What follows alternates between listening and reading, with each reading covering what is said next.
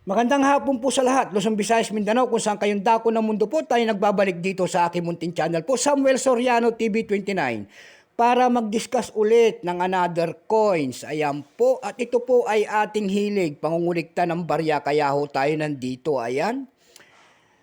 At magandang hapon din po sa ating mga subscriber po, kung saan kayong dako ng mundo po, magpapasalamat lamang po sana ako sa inyo. Maraming salamat sa aking mga subscriber, ayan. Maraming salamat din sa nanonood doon sa aking FB page. Thank you so much din po, ayan. Yun naman pong nanonood dito sa aking YouTube channel at gusto nyo ang ganito mga topic po about coins, siniselling natin ang kanilang mga halaga para malaman natin kung gaano nakataas, ayan po. Aanyayahan ko sana kayo tulad na lamang at malaking tulong na yan dito sa aking YouTube channel ang inyong gagawin tulad ng pagpindot ng ating subscribe button, like and share para ma-update po kayo sa mga latest ko pang gagawin mga video po. Ayan. Magandang hapon po sa lahat ng kolektor kung saan kayong dako ng mundo po. Ang mga senior citizen din po, magandang hapon po sa lahat. Ang pag-usapan po natin ngayon ay year 1999 po, ayan, ng ating BSP. 39 po.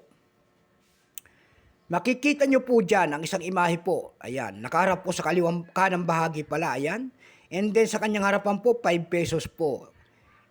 At ang nakalagay na pangalan niya pagbaba ng 5 pesos, makikita nyo po si Emilio Aguinaldo po ang dakila natin bayani. And then Mark in the year. In the Republika ng Pilipinas. Ayan. Pagkatalikod po makikita nyo naman ang isang 1993, ayan, ang pagtatag ng ating Bangko Sentral and then Bangko Sentral ng Pilipinas and then Catwheel. Diyan bumabase po ang ating mga kolektor kung anong dahiyan.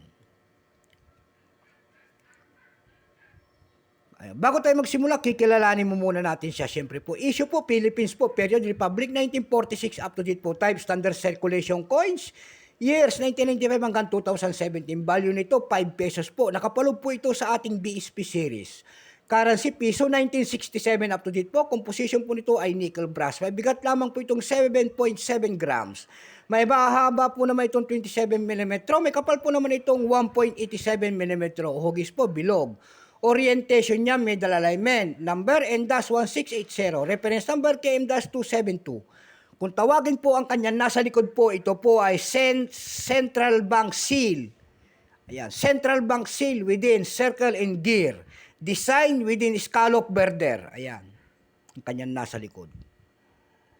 Ito po 1999, ito po ay reverse die 1. Ito lamang po ay 2%. Kaya nagtataka ako bakit hindi po ito pumapalo sa semi hard to find.